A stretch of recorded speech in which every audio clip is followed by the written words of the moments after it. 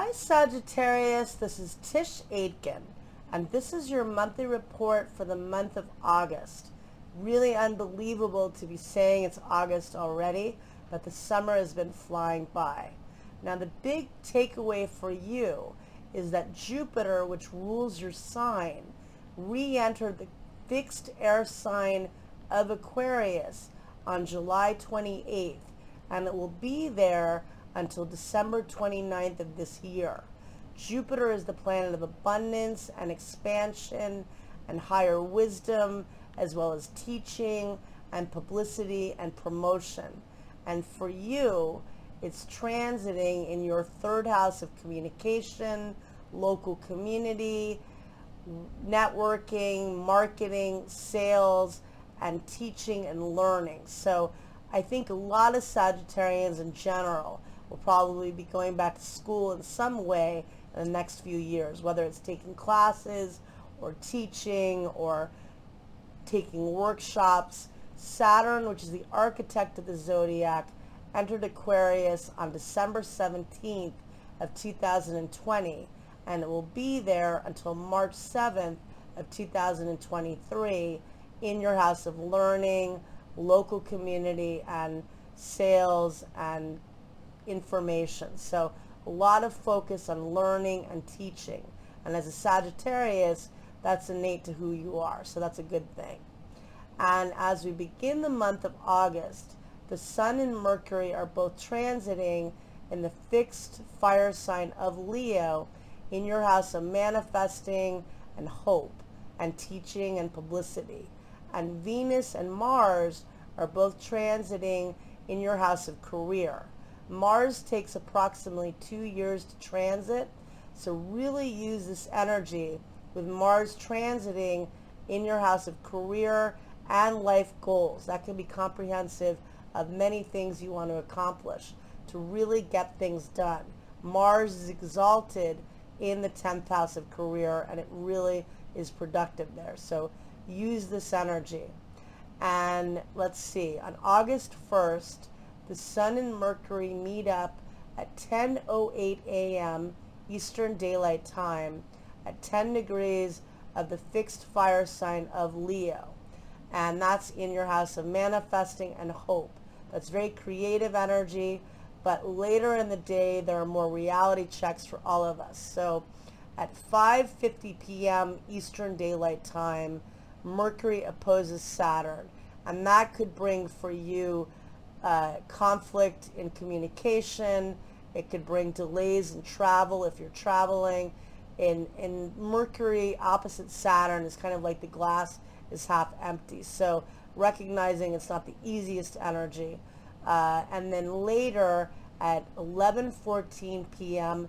Pacific Daylight Time, and on August 2nd at 2:14 a.m. Eastern Daylight Time, the Sun opposes Saturn, and that can bring endings and definitely reality checks for all of us. So just recognizing that that's there.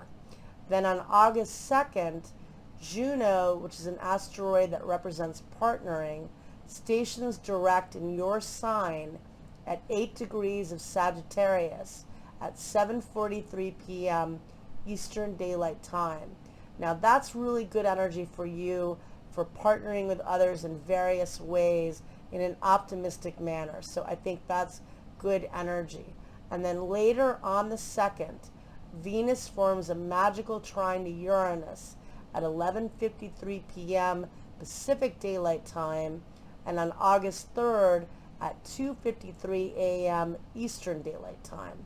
That could bring unexpected romantic opportunities, but for you in your chart, it's more likely it brings innovation in your career and in work. No matter what, it's very fun energy and very inventive. Later on the 3rd, Mercury squares Uranus at 9:57 p.m. Eastern Daylight Time.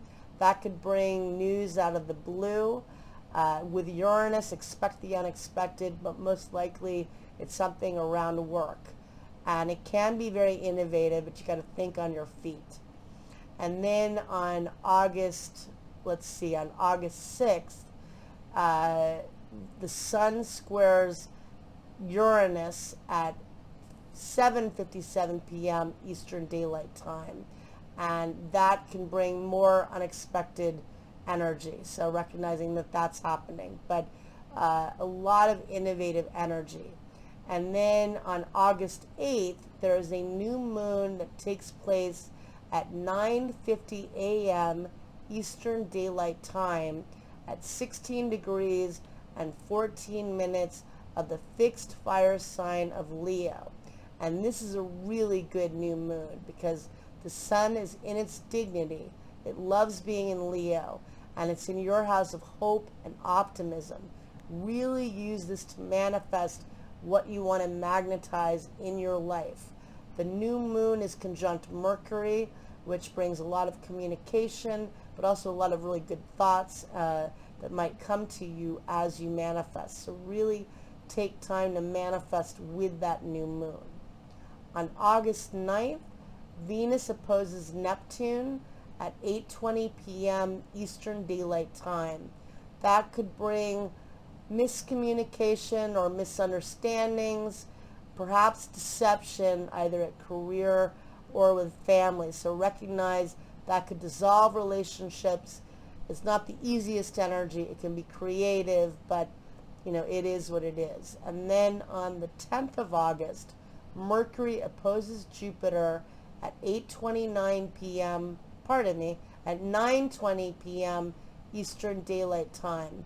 And that is more of a fun energy of just a lot of networking and communication and feeling optimistic. On August 11th, Mercury, which is the planet of communication, enters the mutable Earth sign of Virgo at 5:57 p.m. Eastern Daylight Time. And in its dignity in Virgo, Mercury rules both the signs of Gemini and Virgo. And in your case, it's transiting in your house of career and life goals in its rulership. That's really good for getting organized at work, for pitching ideas, for working with other people. Really good for focusing on your career. And then on August 15th, Venus, which is the love goddess, enters the cardinal air sign of Libra at 9:27 p.m. Pacific Daylight Time, and on August 16th at 12:27 a.m. Eastern Daylight Time. Venus rules the sign of Libra. It is so beautiful. It's really good for partnering with others and getting along. It's good for harmony and diplomacy. And for you, Venus is transiting in your house of friends and groups and local community and networking, all types of community. And it'll be there until September 10th. So this is a really good time for you for meeting people. If you're single, it's excellent for meeting new friends. And even if you're not, it's really good for networking. If you're trying to promote yourself with social media, if you're trying to meet new people, it's a really nice energy. And again, Venus loves being in Libra, so that's good for all of us. On August 18th, Mars and Mercury meet up at in Virgo at let me see here, at 11:28 p.m. Eastern Daylight Time, and that can be combative energy, but for you, because it's falling in your house of career, you could get a lot accomplished. And then on August 19th, the Sun opposes Jupiter at 8:29 p.m. Eastern Daylight Time. And that could be, again, a lot of communication. It's not a negative energy. The big deal of that day is that Uranus, which is the planet of brilliance and chaos, stations retrograde at 14 degrees of the fixed Earth sign of Taurus at 9:40 p.m. Eastern Daylight Time. And we feel that 5 days before and 5 days after. And for you, it's retrograding in your house of work and daily routine and habits. Maybe you're trying to find new ways to be productive in your exercise routine or with nutrition or your habits. And you may find with Uranus, for all of us, there may be some immediate changes that happen around that time. Uranus can bring rapid change, but we're all going to feel that energy leading up a few days before and a few days after. And for you, it's in your house of work and habits. And then on August 20th, Mercury forms a magical trine to Uranus at 4:06 a.m. Eastern Daylight Time. And that is really inventive thinking and really innovative. Good for brainstorming with others, but also on your own. And then on August 21st, late in the day at 11:38 p.m. Pacific Daylight Time, and on August 22nd at 2:38 a.m. Eastern Daylight Time, Mars forms a trine to Uranus. Now for you, this can again bring a lot of innovative opportunities at work, really getting things done, and it's a good energy.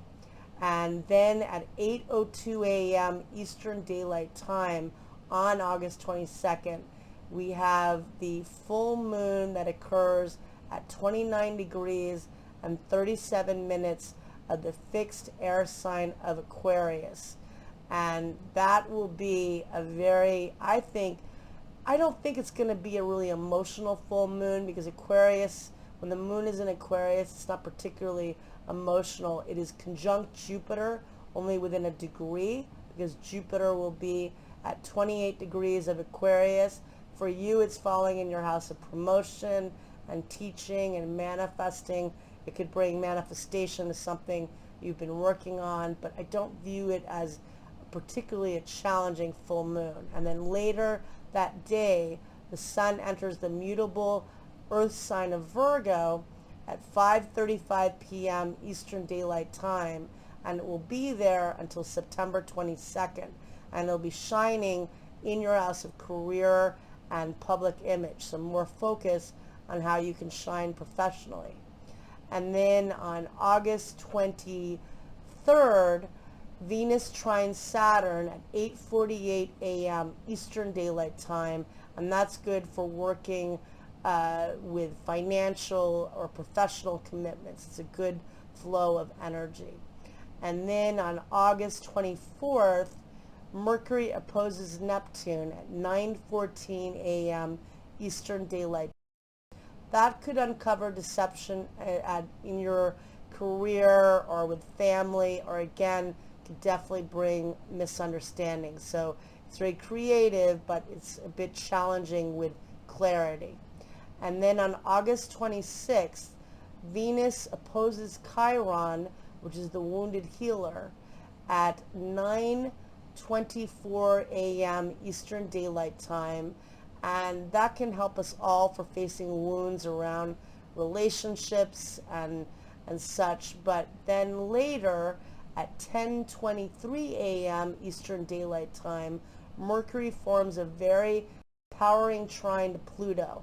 And that's good for empowering your thoughts. It's very transformative energy. It's excellent for communication. That helps you to face the wounds in a positive way. And then on August 30th, Mercury enters the cardinal air sign of Libra at 1:10 a.m. Eastern Daylight Time, and it will be there for quite some time, because Mercury will retrograde on September 27th at 25 degrees of Libra.